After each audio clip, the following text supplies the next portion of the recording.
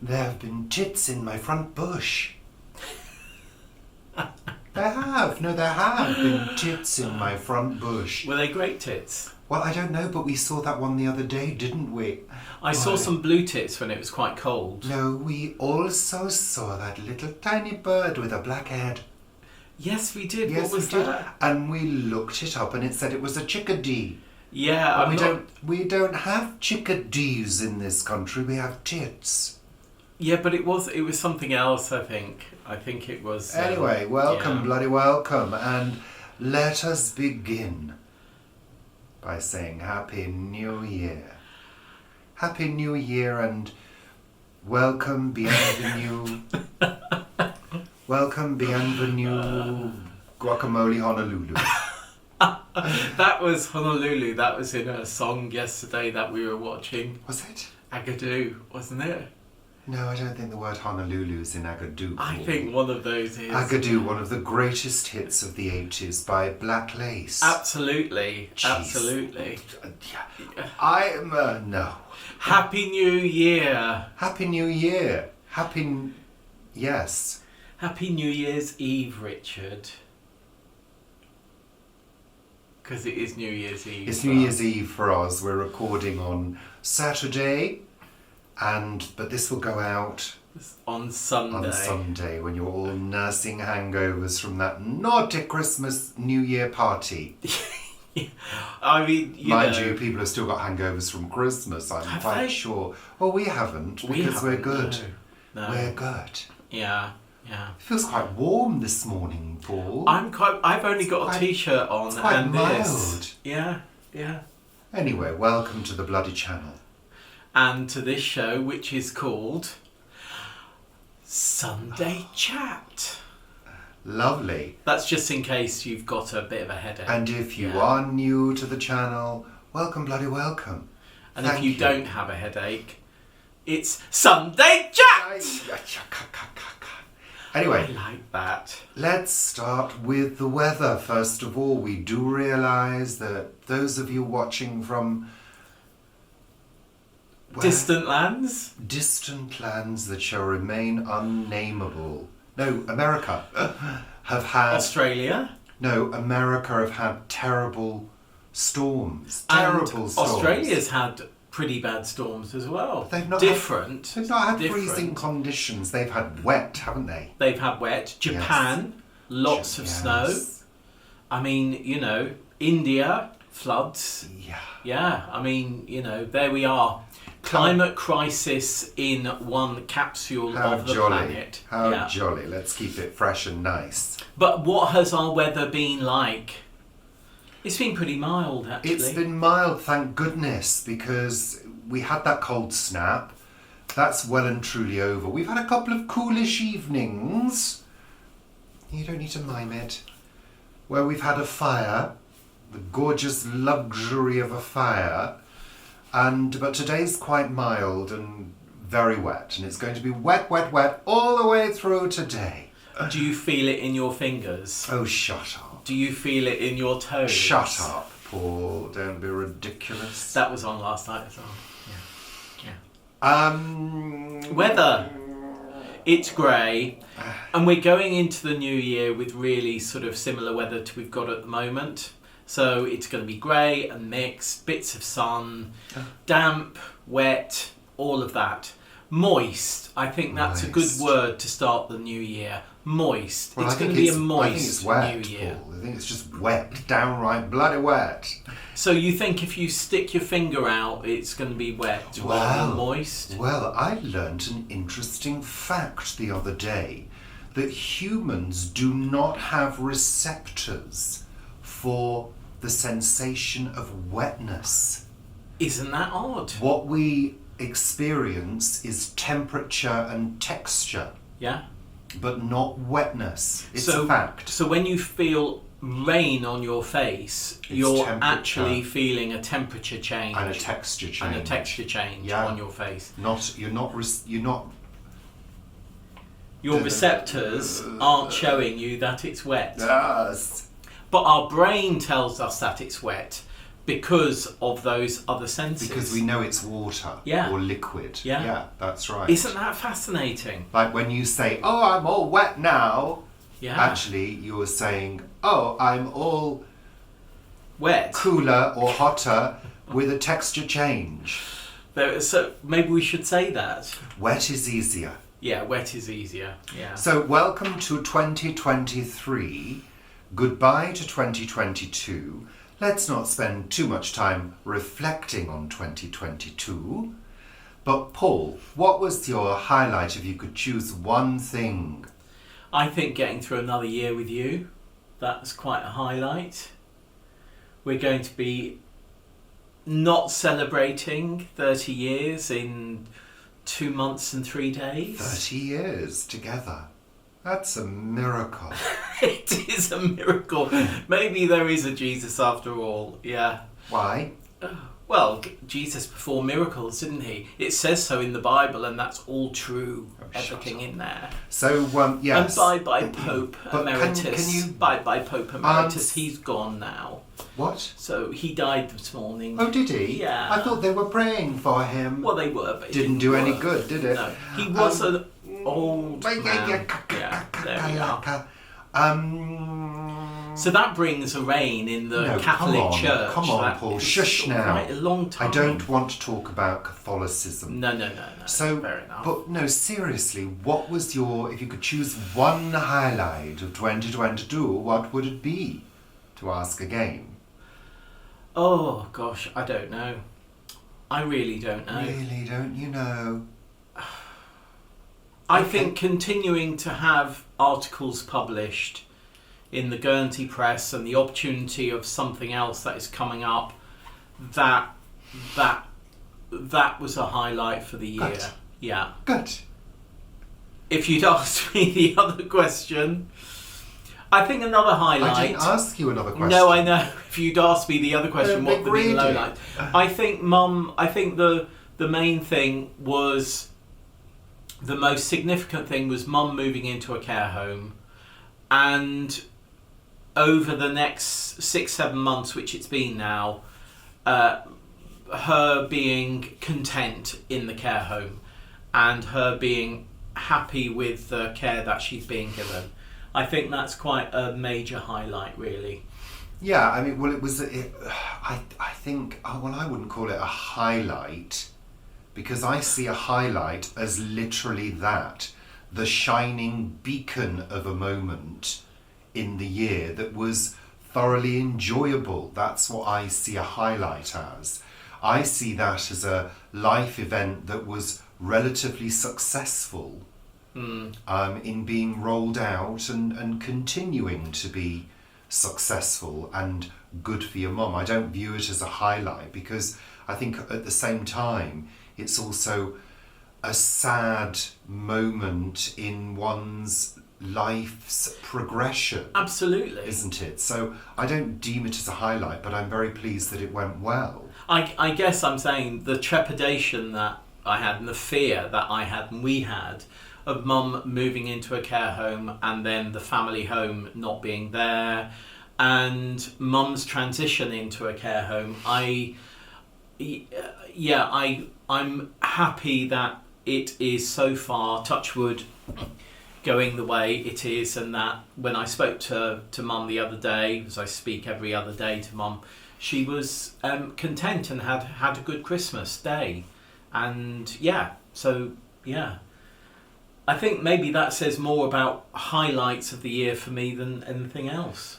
So, Yeah, well, that's fine. What's your highlight of the year? Well, thank you very much for asking, Paul. My highlight of the year, in actual fact, was going to Abba Voyage.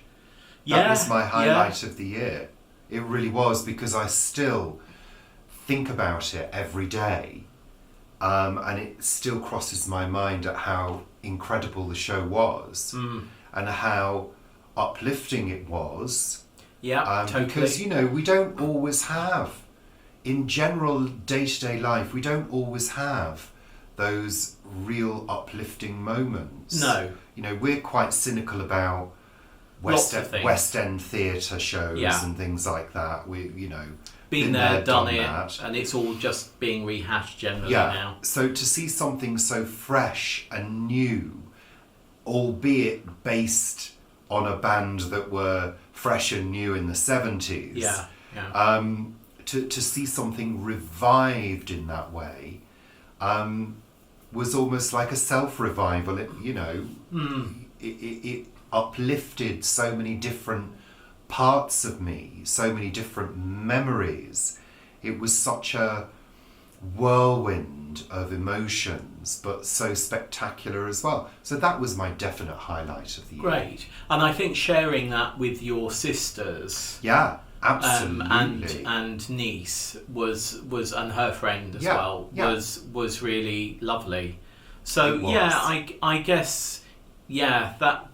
And interestingly, I was going to the plot the other day. I said this in A Week at the Plot, I think, and I wanted to do a specific job at the plot. It was going to take me an hour, maybe 2 hours, and I didn't do that job because when I was walking down to the allotment, I bumped into 3 people, and in the conversation I had with those 3 people, each of them brought up Abba Voyage, which I still call Abba Voyage, even though it's wrong. But they brought it up, so I was able to actually tell them about it in a way which wouldn't spoil their enjoyment when they got there. So, yeah. I mean, what is there to tell? It's fantastic. You're going to have a good time. Yeah. That's it.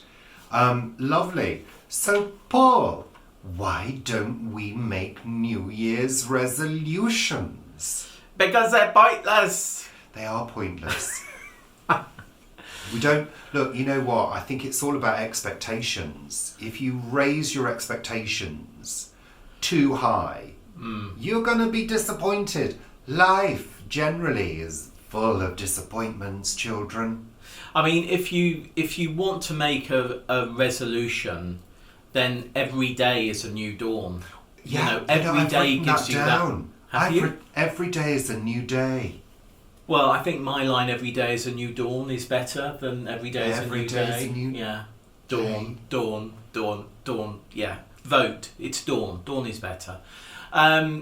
So yeah, every day is a new opportunity. Every hour is a new opportunity. Every minute is a new opportunity. Every second is a new opportunity. Every millisecond is a new opportunity. So, if you want to make changes, start those changes. It doesn't matter whether it's at 12 midnight on New Year's Eve, New Year's Day, or whether it's at 2:13 in the afternoon on the 28th of February. It doesn't matter. God. Well, it's true, isn't it? It's true. Well, look, we've said it before. If you want to set a goal for yourself, go for it. But make it smart. Make it a smart goal. What do we mean by smart goals, everyone? Clever. Specific, measurable, achievable, realistic, and time-bound. Yeah? So make it achievable. Make it something that you can work towards and maybe achieve. If you set goals that are too big, too high, you're going to come down to earth with a crash. So that's our advice for you. I don't have any expectations at all now. Day by day. Day by day. Yeah. That's it. Day by day. Or, of course, each day is a new dawn. And of course, some people are waking up to the fact that they've been awarded a New Year's honour. The list seems to get longer and longer, so we're referring to the New Year's Honours List, where people in society are awarded MBEs, OBEs, BEMs, SKYs. I don't know what they're calling them these days, but I don't know. But what I think about this is that if people have done extraordinary things, have helped other people in extraordinary ways, work tirelessly until they drop, blah, blah, blah, and work in sectors of society that are actually improving people's lives dramatically, then I think that is really worthy and, wonderful. I mean, This week, for example, I received quite a bit of praise at work. Yes, I had to work this week. Wouldn't normally, but I'm on full-time hours. And I received some praise because one of our big bosses saw me doing something on the phone, talking to somebody for a very long time, offering an ear, blah, blah, blah. And she gave me praise for it. And you feel good. You think, well, you know, I'm doing a worthwhile job, blah, blah, blah. But when you see these people who are just like a comedian or a TV presenter or a musician that hasn't been around that long, I know that people who are artists bring pleasure and sometimes can be lifesavers as well. But sometimes I look at them and think, but you've only been in the public eye for 10 years. Why are you getting an MBE? I just don't understand it. I sort of have a different opinion. I think that those people... I think I think most people who do good aren't recognised. Full stop. Yeah. Full stop. I think they're not. So for me to get that Queen's Award for Voluntary Service, the individual award this year, was quite amazing, actually. But most people who do good in society around the globe do not get recognised. Yeah. They might get thanked locally or whatever, but they don't get recognised. Those people who really have made a voice for something and championed something, and that is resulting in change, that I think it's great to be recognised. Yeah.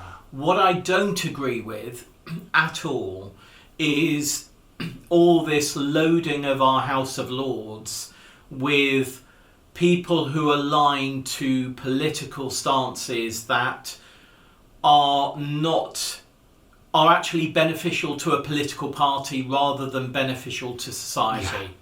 Yeah. And that's why I do think the House of Lords needs to be given a complete overhaul.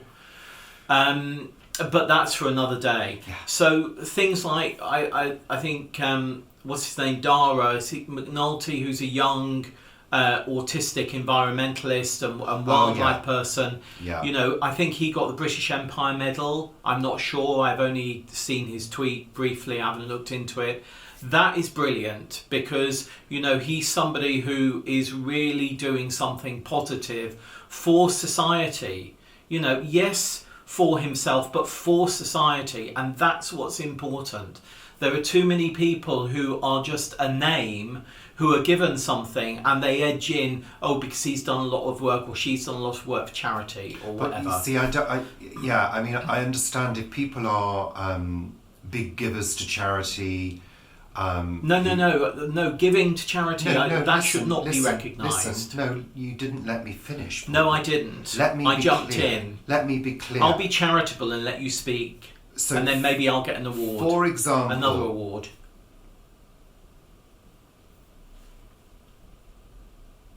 I'm letting you speak now. Thank you.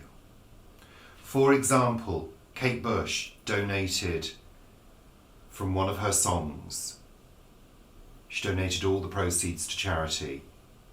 Yeah? Yeah. Things like that. If people do that kind of stuff and raise millions of pounds for charity, I think that's worthy. Yeah, that's worthy. That's what I'm saying.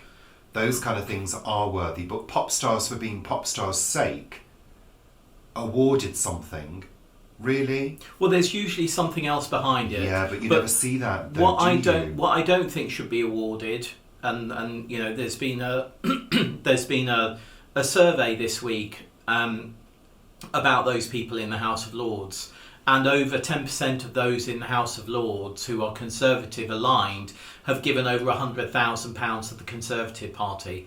That's not giving to charity. No, that shouldn't be awarded. Lovely, let's move on. Thank you, because I'm going into a coma now. Oh, no. So sad news. Sad news. Oh, yeah. Vivienne Westwood has died.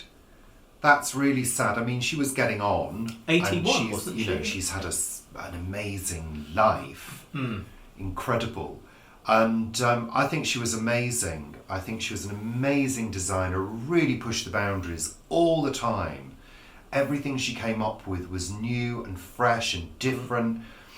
And, you know, She changed fashion. such an amazing inspiration to so many designers.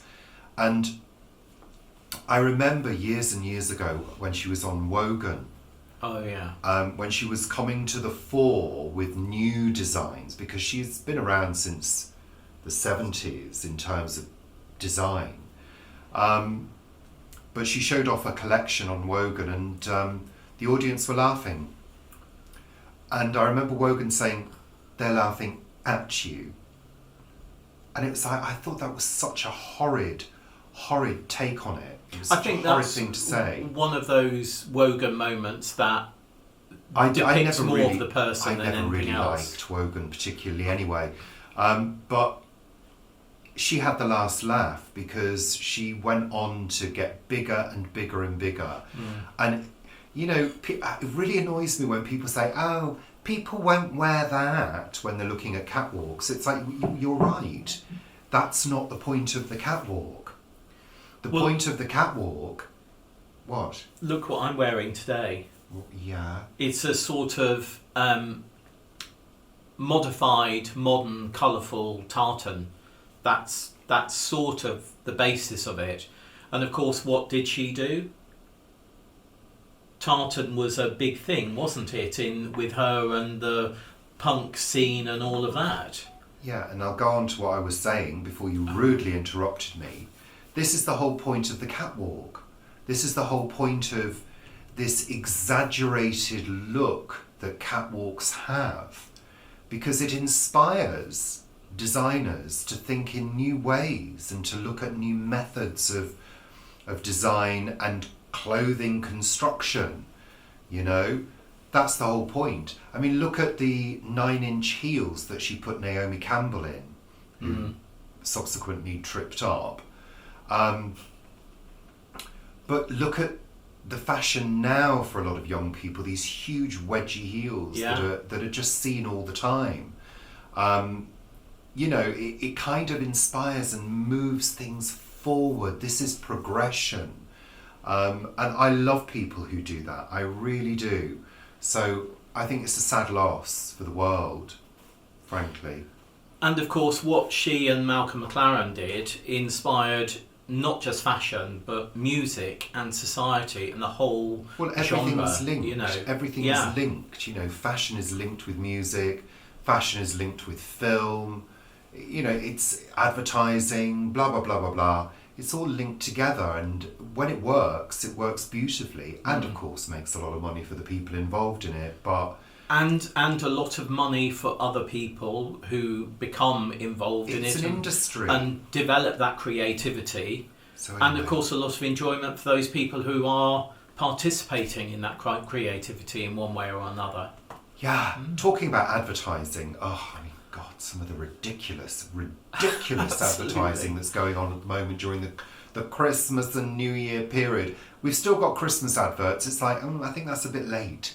Yeah, it's odd because I think it's actually come down to people shaving their budgets, big companies shaving their budgets, and saying actually that will do to New Year. I think that's what it's down to. But we don't normally watch adverts because we record things and then we watch them and we skip the adverts. You know, why wouldn't you if you can record it? But there's been a few programs that we've watched live or on streaming hubs which have got adverts in, and they've been ridiculous. I think what I'm finding ridiculous about some of the advertising that's going on at the moment is first of all, I hate the heartwarming, pull at your heartstrings adverts. Yeah. Hate them. Think they're ridiculous. I don't think they reflect real life. A lot of the advertising that's going on at the moment is simply not reflecting the situation. Look at me in my beautiful white home with my gorgeous lights on everywhere. I'm wearing a little skimpy t-shirt today because I've got my heating on full, because I can afford the heat, because I'm being paid thousands and thousands for doing this advert. It's just unreal. It's not right. Look at the banquet I've served my family with all the luxury foods that nobody can afford. That's it. That's what it's still like. And, you know, if you're shivering around a meagre table, eating a few bits and pieces because you can't afford to buy a Christmas dinner, and you're watching TV, you're not going to be liking any of that shit. No. Oh, it really bugs me. There was an Really interesting bugs me. one. What's that? British Airways holidays or something. That was bizarre. That was quite bizarre. It wouldn't. The interesting thing is, I do remember the advert. It wouldn't entice me to buy British Airways. You know, It is a bizarre advert. and I think that's the thing. I think now we were watching another advert. It was actually a few months ago, and it said, I think it was for Volkswagen, and it said that the car that they were showing you was not even in. Oh, it was a concept car. It was a concept car which wasn't even in near production, something like that. And I said, so what's the point? You know, and I didn't get that. No, that's right. I sort of understood it, but I didn't get it. But I think the thing is, we all know that cars go along roads. We all know that, you know, food that you eat tastes or doesn't taste. We all know, you know, the benefits of having iPads and all things like that. So we all know what things that we buy are how they are beneficial, or why we may wish to have them, if we do wish to have them. So they're now trying to just come up with adverts which are just bizarre so that you remember the brand. Well, it doesn't actually relate. In all fairness, that kind of thing has been done for years. Yeah, but it's being done more so now, but I suppose it also goes back to what we were saying about Vivienne Westwood. You know, It's something art. out of that ordinary sphere. Maybe you'll remember it more. But will it entice you to buy? yeah, I don't know. exactly. But will it? Does it work? Is the question? Does it actually work?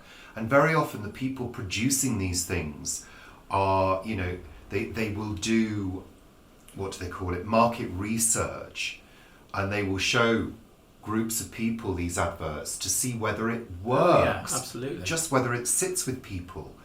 Anyway, let's move on, Paul. Yeah. Let's move on. Oh, I've got my drink. I'm drinking chamomile, ginger and honey. I'm trying to cut down on caffeine at the moment because I've been finding recently that caffeine makes me feel a little bit jittery if I have too much. Right. A little bit edgy. Yeah. I might go for ginger. It feels good I quite to like drink ginger. the ginger. No, it does. Feels good on the tummy and the gut. So I just wanted to also say apologies if we haven't got back to everybody that wished us a happy, Merry Christmas, blah, blah, blah. Haven't you got back to everyone? I've tried to, but I've not had time. Is that because you've been eating the chocolates? No, it's because I've been working, Paul, Oh, which yeah. is more than I can say for you. Yeah. So, Paul, you want to talk again about writing. I'm getting my drink. No, it's interesting. When we were in Wales with the Tittington Smythes, you took a photo. Delicious. Were you interrupting me then? He took a photo. It was dark. It was of Lord Tittington Smythe against a lamppost light, against a light of a lamppost. Excuse me. Richard took a photo. I came up with the concept of the stranger at the gate and decided to take a photo to illustrate that concept. Thank you. You may carry on. And I decided to write a short story to go with it, which I wrote the day after. 80% of it I wrote the day after. However, I haven't been happy with it as we've, over the last couple of months, I've been tinkering with it. Sorry, we've just skipped a stage. I posted the photo on our Facebook group Oh yeah. and put, there's a stranger at the gate. What happens next? Inviting people. Alexa, please stop. Inviting people to say what happened next. You may carry on, Paul. So yeah, I've been updating it, tinkering with it, working on it, and it just hasn't sort of gelled with me. But I decided the other day to share it with Richard. I enjoyed it. And but I had some critiques. You did. Surprisingly. And those we they discussed were useful, it. Weren't they? We discussed it over supper at the table, and there were knives and forks at the table, and they were only used for eating our food, which was rather good. I think you found my critiques very, very useful. I was coming on to say that. And helpful and supportive. And I went away. Because that's who I am. Oh, absolutely, absolutely. And I went away from the table, and as I made a few notes at the table, didn't I, on my phone. And I've now, this short story, which is 2 pages, 1.5 pages, has got quite a bit longer. And actually now I know I need to elongate it even more. And I've found out the journey that the story's going to take. So what I've already written in many ways, well, I would say 99% of it will stay as is, but there's some more to come at the beginning, which I think will be interesting. So yeah, I'll be talking about that a little bit, just about that writing, that thought and process that I've gone through on coffee. I've written a post which I'll be putting up on Saturday. So if you're a coffee member, you'll be able to read that and sort of what's gone on in my mind. I won't be publishing the piece yet, but when that's ready, which I hope will be within a couple of weeks, I will share that on coffee, certainly, and then we'll share it further afield after that. Building expectations here now, Paul. Well, yeah, because I'm Pretty good. Yeah, but it's I'll go into more about the writing. It's like on anything, coffee. isn't it? It's like anything when you're working on something. Getting to the point of being happy with it never really arrives. No, I think for most creators, it kind of, well, this is the best I can do at the moment. I don't see how I can take it anywhere else. But then very often, once it's out there, you do start to think. So I think it's good to live with a creation for a while and to almost imagine that you've put it out there and then see how you feel about it. You know, you can never really tell how something will be received, but I have a feeling it will be received well with the new adjustments. With the adjustments that I am making following your critique, not criticism. Yeah. So that's lovely. And I've still got to share the Guernsey Press December article. I haven't got the link yet, but as soon as I do, I'll share that. Chakalaka. Yeah. Good. So, Paul, you also wanted to talk a little bit about a reading list that you've been given for your course. As part of that. Make it interesting. No, it is quite interesting because we've been given a reading list, and it's basically 10 of the best books to read within our favourite genre, which for me is murder mystery. 10 autobiographical books to read, 10 books that are basically sort of scientific but relatively short, thankfully, to read, and 10 authors to read. And 30 also books. Yeah, but it's not necessarily about reading, like I was saying the other day, it's not necessarily about reading all of the book. But one of the things that I have done, and this is where the library has come in incredibly useful over the last few days, is The public library. There was the girl with the dragon tattoo was on TV, and I'd recorded it, and I'd seen it before. The one with Daniel Craig, the original I think is better, but the one with Daniel Craig, and we had to see how segments of the book had transitioned into the film, and how it had been adapted for film, and I found that really, really interesting. So I think there is a great interest in me of how something goes from one state of art, like a book, to a film, because very often when that happens, the book can be improved, but quite often, as with, I think, the current Poirot with what's his name, the films that are coming out. Kenneth Branagh. Kenneth Branagh. I think they actually detract from the story. I think they're great for taking the Christie prophets forward, but I think they detract from the story, particularly Death on the Nile in particular, which I watched the rest of, but he didn't.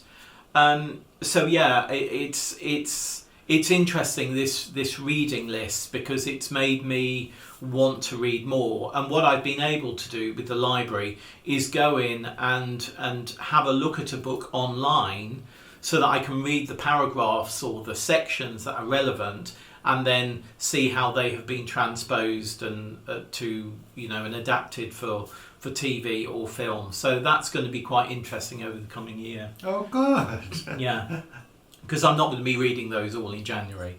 So yeah, there we are. I will share those again on coffee. Some of the things that come out of my head when I'm doing it. So yeah. Good. I think that's plenty from you, Paul. I'll shut up. Let's move on to the final segment of today's show, which is what have we been watching on television? It's been a better week for television this week. We've been watching a few fun things, namely Carry On films. Oh, Carry On We watched films. a couple of Carry On films, and for those of you who don't know what the Carry On films are, these are a series of films made between the late 50s and generally I think the late 70s. Yeah. There were some that come after that, but is it the late 50s or was it the early 60s? I'm not too sure. I think it was the late 50s. There's Carry On Sergeant, which is black and white. I think that's... Yeah. Yeah, I don't... Yeah. These generally, as you get towards the ones made in the 70s, they become more and more bawdy. Yeah. Seaside postcard bawdy. Yeah. And, I've known a couple of people over the years who said, oh God, I can't stand Carry On films. And I've always found that bizarre, because to me they are completely filled with joy.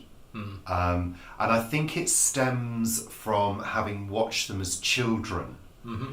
And I think kids generally find people running around half clothed very funny. Yeah. This is aside from the adult titillation that I think is achieved by some of those films. The expectation of boobs and bums being shown. And loads of double entendres. Triple entendres. All over the place. Yeah, just fabulous. So they are absolutely ridiculous in the nicest sense of that word. And make me giggle. Yeah.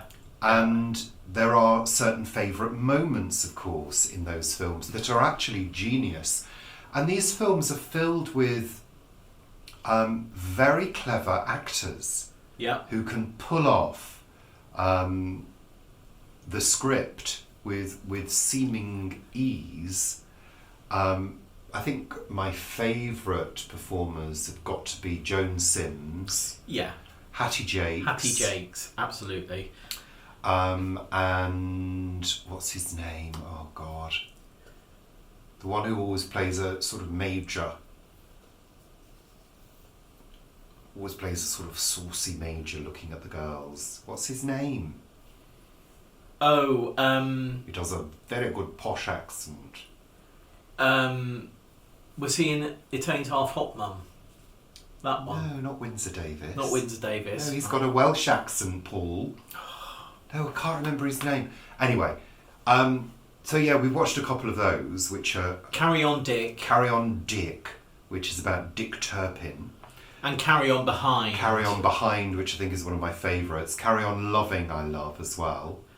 Carry On Screaming with Fenella Fielding, of course. It's just gorgeous. And that like Carry On Follow the Camel is they sit slightly outside of the main canon of work because of the funding that they got. They were sort of trying to break the American market more and things like that. So yeah, particularly Follow that Camel. Carry On Up the Khyber, I like as well. Love that one. It. So also we watched the Motherland Christmas special. This is a new Christmas special. Yeah. Which was really good. Mm. Very good. They're still totally on form. I do hope there's another series. There is another series. I do hope so. And the other big highlight was the Detectorists Christmas special. Now for me, the Detectorist is just brilliant. perfection. If you've never seen this series, it's a good few years old now. It's about a group of detectorists who use metal detectors to hopefully find treasure. And it's a genius show. If you can get to see it, it's highly recommended. It's so gentle, but it's so touching, and it's also very funny. Excellent performances all round, excellent situations, the expectation that they build to whether treasure is going to be found, even down to the theme tune, which is just genius. And the interlude. So there's a number of, they may change scene, but there'll be an interlude of a dragonfly on a leaf, and it will just carry you forward. It has the same. It's Mackenzie Crook, who is the genius behind it, who was also behind the remakes of Wurzel Gummidge. So I think he has an aesthetic, doesn't he? He has an idea of this sort of countryside idyll, charm, maybe. Yeah, idyll, yeah. But at the same time, it tackles gritty subjects and emotional stuff as well. So just so recommended. If you can see it, great. And it was quite interesting. The Guardian review was really interesting because it was slightly, it wasn't negative, but it was very positive actually, but it came up with a few, this wasn't quite right, and I sort of thought about it. I reread the review and I thought about the piece and what this critic was talking about.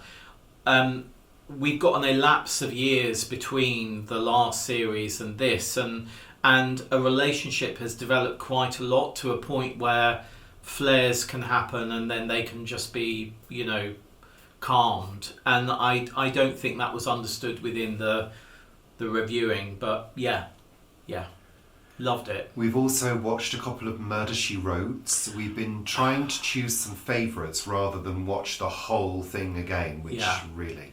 But one of the favourite episodes is Murder Takes the Bus, which is set initially on a bus journey, and then in a cafe. But the whole thing is set within a rainstorm. And it's a very clever episode because it really gives you the sense of being hemmed in by this rainstorm in this cafe in the middle of nowhere. So it has a claustrophobic feel to it. And the rain is continuous until the end. So it really, I don't know, they've just managed to create a special atmosphere around that episode. Absolutely. And I think they knew what they were doing. And of course, rain is difficult to work with in terms of filming. So they're clearly on a set at certain points, with artificial rain.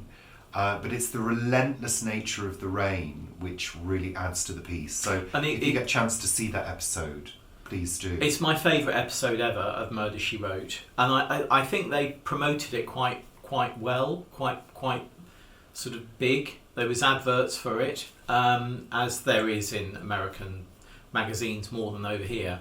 But I think that entrapment of the water is really... Sorry, I don't understand that bit about American... How would you know it was promoted in American magazines? Because I'd read up on it. Right, okay, that's fine. And I've seen the adverts as well, right, with Jessica going like that and the bus, and so right. Yeah. But it's about how claustrophobic that rain can be and how it traps you. Yeah, I said that. Blah, blah. Yeah, but I think it's worth mentioning. Yeah, but you're saying you're repeating yourself. We've got more to move on to. We watched a documentary on the design of art, which was primarily all about the use of colour in art and how the use of colour changes your perspective. And perception. So that was interesting. That was on Netflix, I think. Yeah, and it was also about reflections. So this person was using mirrors a lot. And shadow. Yeah. Really interesting. There was another one after that, which was all about bio-engineered art. Yeah. Building art with natural things. I don't mean like, hemp. I mean... scientifically growing building sort of cultures and which was fascinating. Yeah, very interesting. Yeah. Paul watched Glass Onion, which is the second movie in the Knives Out series. I fell asleep. Well, we watched it. I haven't watched the end of it. I fell asleep, Paul. Yeah. Because I lost interest. I did. I think you were tired. I lost interest. It didn't keep me. Because what time did we go to bed last night? 11:15. Yeah. And I was awake. Yeah, but I think we were watching kept my interest. Yeah. No, I find it a little bit ridiculous. Plus, there was no Jamie Lee Curtis. And she was my main pull for the first one because I love Jamie Lee Curtis. Yeah, but it's different actors now, isn't it? So they're not as good. We watched Miriam Margolyes' Dickensian Christmas, which I feel we've mentioned that already. I think we may have done, yeah. Blah, blah, blah, let's move on. And we also finished His Dark Materials. Yes. Yeah, it's worth a watch. Yeah. It's worth a watch. I think goes on a bit. I think the first episode and the last episode could be both cut into... halved. I mean, but some good performances. But I don't know. Although, I mean, if it hadn't been delayed filming by the pandemic, all of that kissy cuddly at the end would have looked a bit odd. Well, but yeah. Apparently, they timed it so the characters would actually grow to the age they were supposed to be in the books. Right. So there you go. I think that's the excuse. I think the pandemic stopped filming. They couldn't have done those scenes with younger actors because it would have looked a bit weird. But it's definitely worth a watch. But Ruth Wilson as Mrs. Coulter she's very good. Brilliant. She's a great actress, and I think the kids are good as well. I think she's better than him. I think he's really good. I don't know. I felt as though there were weak moments. But hey, there you go. It's a matter of perception. Perception. Both. Anyway, that's it for this week. Is that it for this week? Sunday Chat! Jesus, Mary, Mother of God. Thank you for watching. Thank you for tuning in. Happy New Year! Thank you for subscribing. What's this year now? 2023? No, it's 2022. Tomorrow is 2023 when you'll see this. Just being a pedant, that's all. Some things never change. Thank you very much for watching and take care of yourselves, and we'll see you very soon for more lovely things. Aww. Is that scarf hiding your double chin? I don't have a double chin. No, you don't now, do you? No. I've still got mine. It's going, but I've still got mine. Next, always give away a person's age. Keep them covered if you want to look 39. Take care. Bye for now. And whatever you're doing today, enjoy it. Bye. Bye.